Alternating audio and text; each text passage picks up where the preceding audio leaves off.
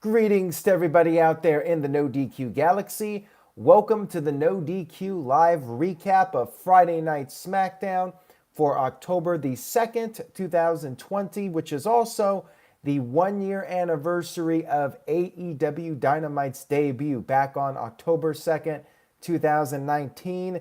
That was the beginning of the Wednesday Night War. After I finish discussing SmackDown tonight, I will be giving my predictions for NXT Takeover 31. Make sure you guys stay tuned for that. Let's go ahead and get started with this recap of SmackDown. We started with a recap of the Clash of Champions main event between Roman Reigns and Jey Uso. Roman Reigns came to the ring with Paul Heyman for a promo. Heyman said that we all knew this was destined to happen. Roman Reigns is the tribal chief of the WWE Universe.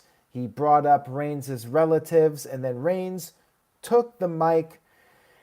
He said he does not want to be called the tribal chief because Jey Uso did not acknowledge him as the tribal chief. He called out Jey. Jey came to the ring. Jey said that Roman Reigns showed his true colors at Clash of Champions, but so did he, Jey Uso, because Reigns was not able to break his spirit. And he said he would have been the world champion if Jimmy did not throw in the towel. Reigns responded by saying that Clash of Champions was the worst night of his career and his life, and he was just trying to do Jey a favor. All he was doing was helping Jey, give Jey a spot in the main event so Jey could do something for his wife and kids. Reigns said that he loves Jey more than Jimmy loves Jey. And all Jey had to do was acknowledge him. But instead, Jey respected Reigns, embarrassed him, and broke his heart. Then Reigns brought up how Jey cannot even look him in the eyes. He's focused on the championship. So Reigns said that he will give Jey one more match for the Universal Championship. It will be at Hell in a Cell. However, this match will have the highest stakes in WWE history. Reigns gave Jey a hug, and then as Reigns was leaving, Jey accepted the match and accepted whatever the stakes are. Hell of a segment here. I'm a little surprised that we're getting another Roman Reigns versus Jey Uso match, but I am digging the storyline, I will say that much. Hero Villain 9 says Christian would be proud about Jey getting one more match. And Caleb Jacobs with a $10.10 super chat. Thank you very much for that, Caleb. He says, if The Rock returns, they should do what goes around comes back around storyline. If Roman and The Rock have the match for the Universal title, Rock should put the lay on afterwards with the Usos. Yeah, that would be cool. If it is The Rock versus Roman Reigns at WrestleMania, it would be nice if the Usos came out and The Rock put them over after the match. That is, of course, if The Rock wins. A lot of people think Roman Reigns would win that match. But maybe the Usos can still get some payback on Roman Reigns. But interesting idea there, Caleb. And shout out to Colin Andrew, who's in the chat room. We do have a while until WrestleMania, which I guess when you look at it from that perspective, maybe not as much of a surprise that WWE is dragging this storyline out one more pay-per-view. And another thing that's interesting is that it appears that this is going to be the SmackDown Hell in a Cell match. I think we were all expecting Bayley versus Sasha to be the Cell match, but no. Reigns versus Jey Uso, Hell in a Cell inside the structure. Interesting.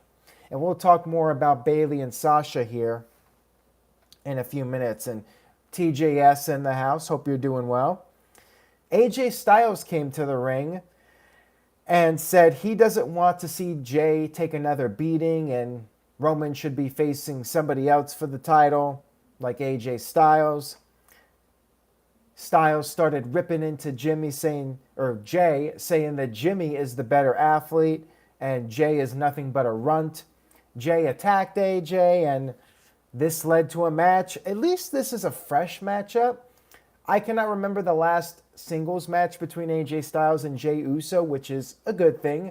In the world of WWE, that's nice when we get a fresh match between two guys that usually do not wrestle against each other. Pretty good match here between these two. Styles suplexed Jay onto the announce table, and Styles kept trying to put Jay away, but Jay would get back into the fight. Styles went for the phenomenal forearm, but Jay countered, hit a super kick, and then went to the top, hit the big splash, and pinned AJ Styles clean 1-2-3 in the middle. I have to say, this also surprised me. Quite a few things on this show surprised me. The push of Jey Uso continues, and AJ loses clean here. Now, I think this would make sense if AJ Styles is going to Raw in the draft, because traditionally the idea is that when you're leaving the territory, in this case going from one brand to another, you put over the guys that are sticking around. Hence AJ Styles putting over Jey Uso because he's going to Raw. Also makes sense if Styles does not want to be on the same brand as Paul Heyman, and also Styles even said he wants to be able to spend some time with his son on Friday nights. I could see AJ going back to Raw.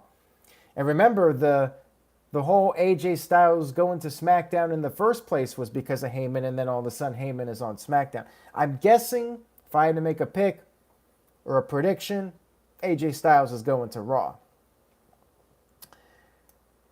Pretty big win here for Jey Uso to build up his rematch with Roman Reigns. Backstage, we had Sami Zayn with both championships, both versions of the IC title, his and the one he beat Jeff Hardy and AJ Styles for. He was angry about having to put his body on the line for a title he already won. He blamed it on the fans, and he then took the new championship, the one he won from Jeff Hardy, and he put it in the trash can in similar fashion to what Medusa did on Monday Nitro 25 years ago. We had John Morrison versus Otis. Before the match, Otis announced that he will defend himself in court against The Miz next week, and he will represent himself. Interesting, they are going through with this courtroom segment. I'm looking forward to that, oddly enough. Doesn't really sound like something that one would be very excited for, but I think it has potential to be amusing.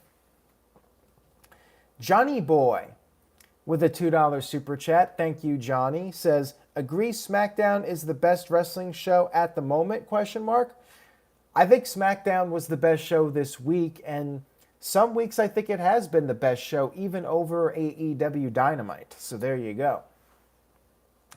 Anyways, not much to say about this match. It was a glorified squash. It went like 2 minutes.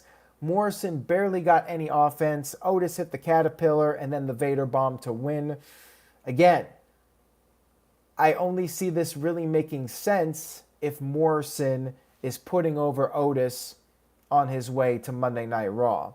Because if Morrison's staying on SmackDown, you just really made this guy look weak, in my opinion. We had Big E doing a Zoom interview or whatever, saying that he will be facing Sheamus next week in a Falls Count Anywhere match. WWE is really stacking up next week's show, which is the first part of the draft.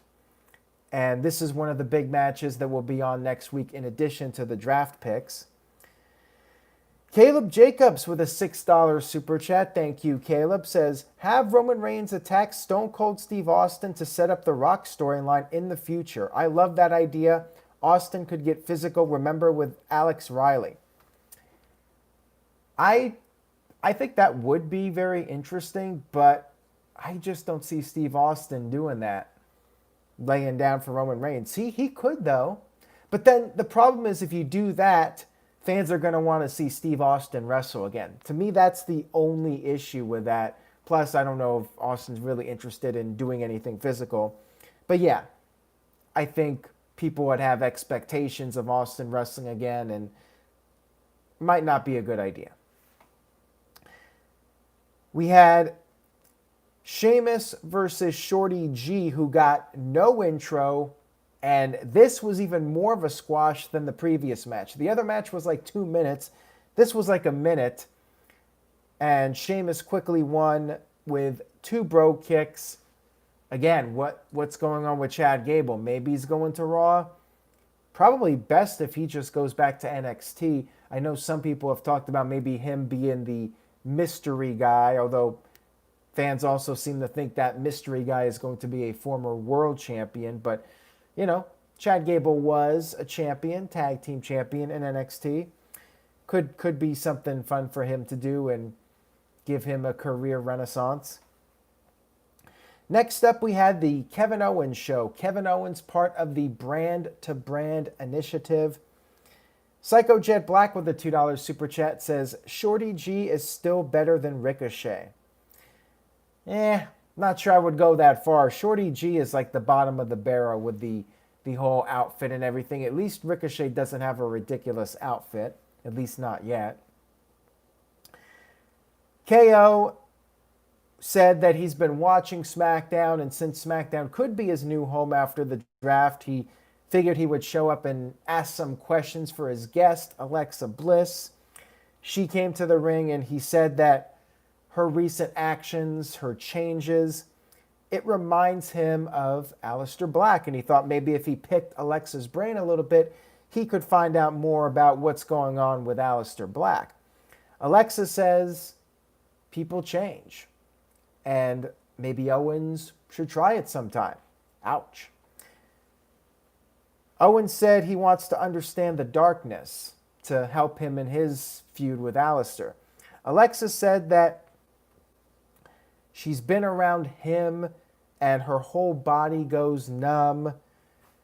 And Owens responded by saying that she's brainwashed, and she said yes, her brain has been washed. She has been cleansed by the Fiend, and it's time for Kevin Owens to let him in.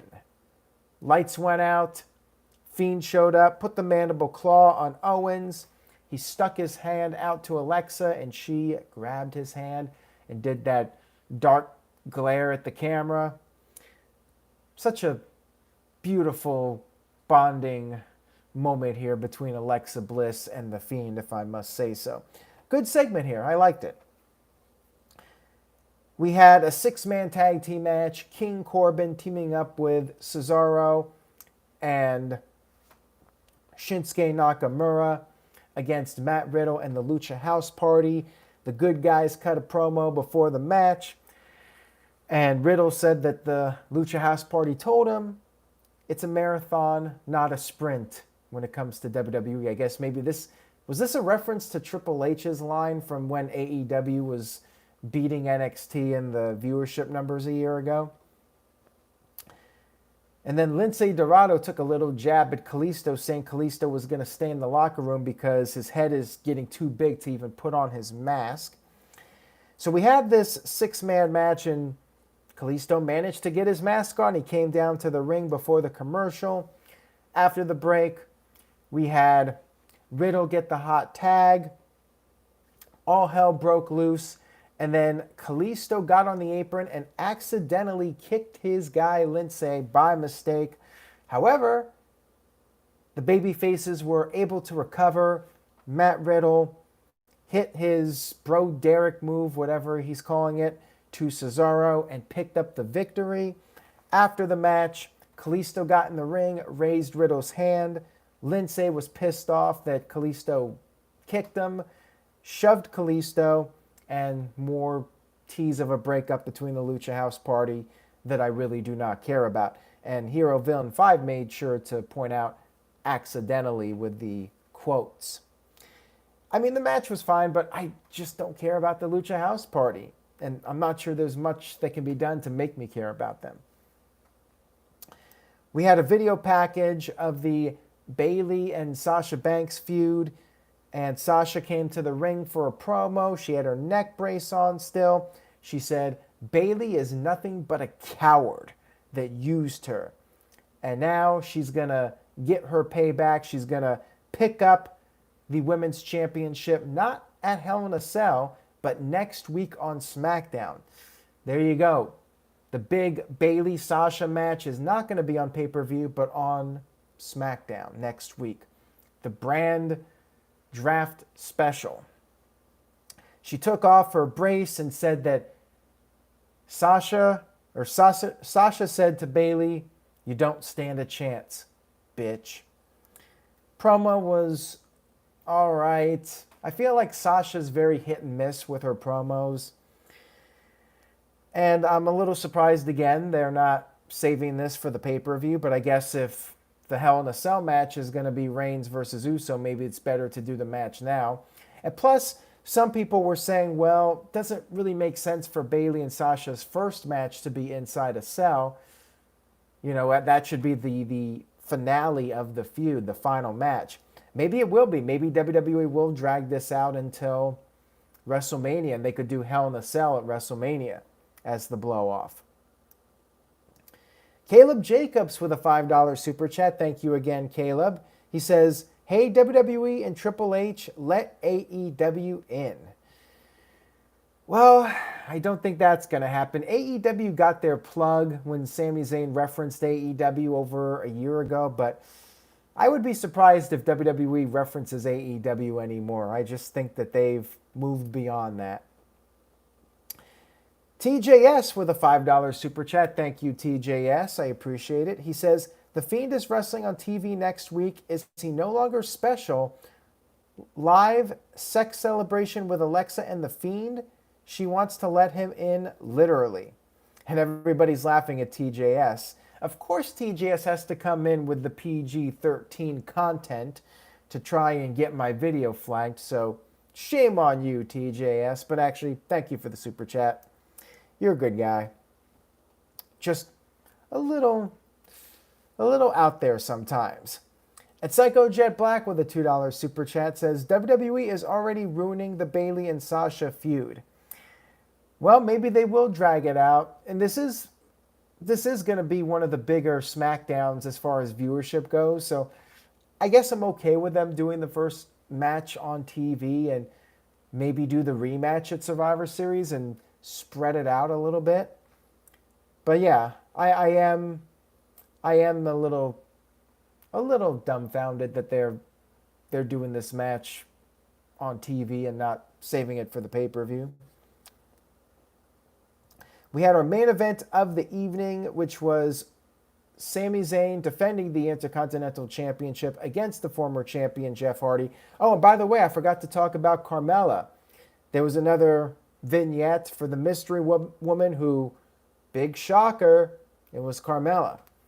And she basically said, doesn't matter what brand she's on, she's better than everyone, she's not the princess anymore, and this time she's untouchable unless she doesn't want to be. All right then. We'll see how long this push lasts. And I'm sure TJS is very excited about Carmella being back in more ways than one. Ha ha ha. So anyways, main event was a pretty lengthy match. It started with just under a half hour to go with the show, and I thought that they would turn it into a tag match or there would be another segment, but these guys actually got a pretty good amount of time for the main event. And early in the match, there was a mystery. The turnbuckle pad had been removed. And during the commercial break, it was revealed that it was Sami Zayn, of course, that removed the turnbuckle pad. Where did I get that from? For some reason, the referee did not put the padding back. Nobody came out. Adam Pearce did not come out. Nobody bothered to put the padding back on. Other than that, I thought this was an awesome main event. Great match between these guys. Jeff Hardy had Zayn on the outside and charged at him, jumped off the steel steps for leverage, but crashed and burned, hit the barricade. Zayn took control for a while, but then Hardy did a big superplex off the top, and Zayn's ribs, which were taped up, were hurting him. Hardy made a comeback, got some near falls on the champ, and then Zayn tried to send Hardy into the turnbuckle, but that did not work. And then Hardy decided to go on top by the exposed turnbuckle, stupid baby face, and Sami Zayn knocked him off, of course. Hardy hit the exposed turnbuckle, and Zayn covered him, scored the 1-2-3 victory, and that was the end of SmackDown. No big surprise ending. Sami Zayn just retained the title, and that was that. Still, very good match here between these two. Overall, pretty solid SmackDown, and I think I would call it the show of the week. I'm going to give it a solid B. I really enjoyed the beginning with Roman Reigns and Jey Uso. I mean, it was a good enough segment at the beginning that it sold me on one more match between Reigns and Jimmy. But yeah, they're going to really have to build up Jimmy strong to make people think there's a chance of him winning the title. And there was a lot of build towards next week. Next week should be a very eventful show. J-Spin 401 with a B, Amanda with a B+, Darren with a B+, Michael Wayne with a B, and Martin Cruz with a B, and Dr. NXT Scorpio with a C+, and Tic Tat Tat B-, and Matt Helms with a B, Brent Purcell with a B, and Martin R. Cruz with a B, Leatherface with a C+. Hero Villain 5 with a $5 super chat. Thank you for that. I appreciate it. He says, notice Jey Uso beating everyone is like when Jinder or Kofi Kingston started winning all the time. Yeah, true, but it has been a bit more slow burn, I guess. And the Usos have always been a great tag team. It's just that Jey never had a singles run. But yeah, it's funny because once he loses to Reigns, which I'm pretty confident he will, he'll likely go back to not being on TV or losing all the time. And, you know, that's how WWE books these guys. They get their push and then it's ended and then they just lose all the time. But we shall see. Never say never. Maybe there will be a huge shocker, but I'm not anticipating it. Again, I think the end game is Roman Reigns versus The Rock, although the pay-per-view, WrestleMania, looks like it's going to be in Tampa, not in California. Head over to NoDQ.com for more on that.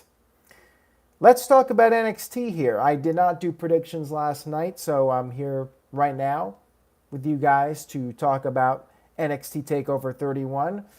Kind of feeling meh about the pay-per-view. I mean, I know it's going to be a great show, but I think hype-wise, this has been one of the least anticipated shows for me personally. I mean, I think I would give it like a 6 or 7 excitement-wise. Usually I'm at like a 9 or 10 for NXT because it's a stacked lineup most of the time. And this one isn't quite as stacked up with the star power. And I've had a lot of people tell me they forgot about TakeOver, that it's this Sunday. I've had a lot of people tell me, wait, there's a TakeOver on Sunday? All right, so let's do the predictions, and anybody in the chat room wants to give a prediction or swing for the fences and give me a bold prediction, go for it. We have Santos Escobar versus Isaiah Swerve Scott for the Cruiserweight Championship. Should be a good match, of course. I don't anticipate a title change at this time. I suspect Escobar will keep his run going and have a pretty long run as Cruiserweight Champion. No need to change the title right now. Escobar retains. Mike B with a $5 super chat. Thank you for that, Mike B. He says, a super chat for shits and giggles, Rambling Rabbit versus Husky at Hell in the Cell for the best puppet in the Firefly Funhouse. That's what they should do as the kickoff. You know, instead of putting actual good matches on the kickoff, why not just do like a fun comedy match? Remember the WLC match with El Torito and Hornswoggle? That was a fun kickoff match. Let's see something like that. I say, why not, Mike B? Or the Huckster versus the Nacho Man during the free-for-all at WrestleMania 12. Looking in the chat room, Tic Tat Tat, J Spin, Dr. NXT Scorpio, they all think Escobar is going to retain his championship. Let's move on here. We have Kushida versus Velveteen Dream. Has to be Kushida's biggest match to date. Again, the show was lacking the star power. Kushida getting an opportunity he probably would not get most of the time if we didn't have a bunch of injuries and call-ups and whatnot. Normally, I would say Velveteen Dream easily wins this, but there's the whole controversy right now. People are still using the hashtag Fire Velveteen Dream, and I feel like maybe WWE is going to just keep Dream on the down low for now and not push him really strong. Keep him around, but not push him. So I'm going to take a risk here and say Kushida pulls off an upset victory over the Dream. Scorpio says Kushida needs this win. They haven't really done anything with him, although Tic Tat Tat and J Spin think that the Dream will pick up the victory. Moving on here, we got the NXT Women's Championship, Io Shirai defending against Candice LeRae. You guys know how I feel about Candice. I think she should be the star of the brand. However, looking at NXT this past week, Johnny Gargano and Candice beat Damian Priest and Io Shirai in a tag team match. And at the end, Gargano and Candice were holding up the championships. Normally, well, at least back in the day, this meant the people getting the upper hand on the go-home show would lose on the pay-per-view. We haven't seen that a lot lately, but NXT tends to do the standard booking. Therefore, I think Io Shirai is going to retain. I'm going to go on record, though, in saying I would like to see Candice win, but I'm officially predicting Io to retain the championship. Amanda says it's a no-brainer that Io will retain, and Darren and NXT Scorpio also think Io will retain the title. Tic Tat Tat thinks maybe Io will be called up and become the new Kabuki Warrior, but then said, please, no. Yeah, I don't think she's going to go up just yet. I think she's going to stay champ. And plus, she just won the title not too long ago. Colin Andrew thinks we're going to get a title change, though.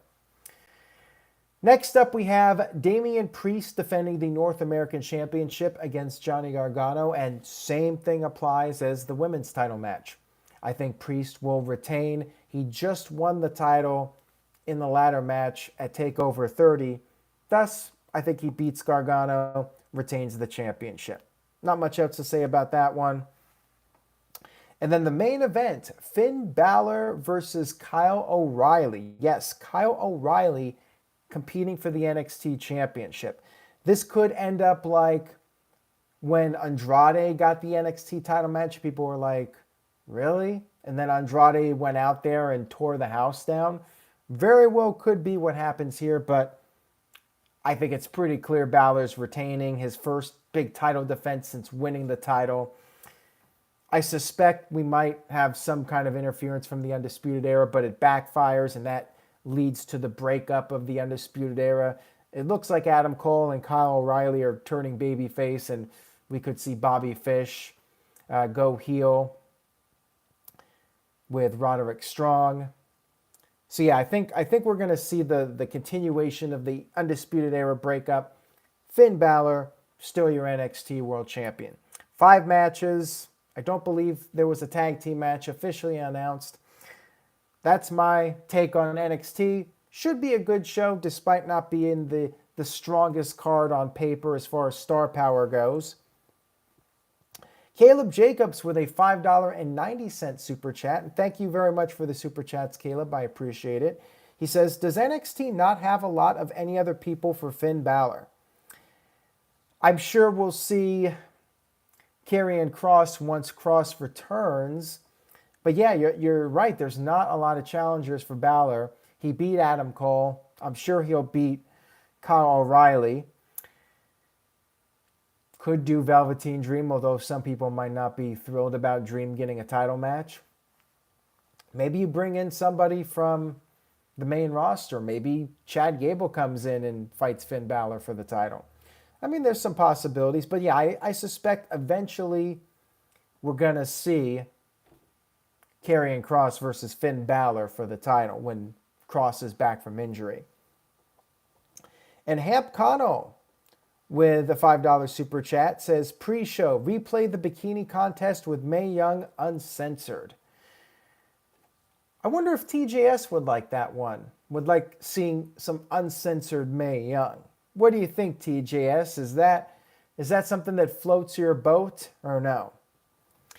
Tic Tat Tat says Finn versus Ali. Yeah, that would be interesting.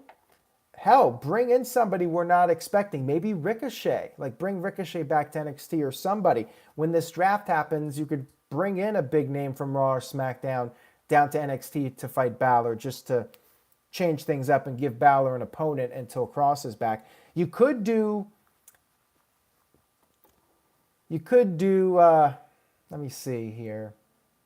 You could do Dexter Lumis. You could put him in there against Finn Balor, turn him heel. I mean, I never really was sold on Dexter as a babyface. You could turn him heel again and make him creepy against Balor. That's a possibility. But we'll see. NXT on Sunday should be a memorable show. I will be back to give my thoughts after TakeOver, so make sure you guys tune in for that. And if you got a moment, share this video, subscribe if you haven't already, turn on notifications, and stay tuned to NoDQ.com for the very latest. Thanks everyone for tuning in tonight. Enjoy your weekend. Stay safe. Be positive. See you all next time.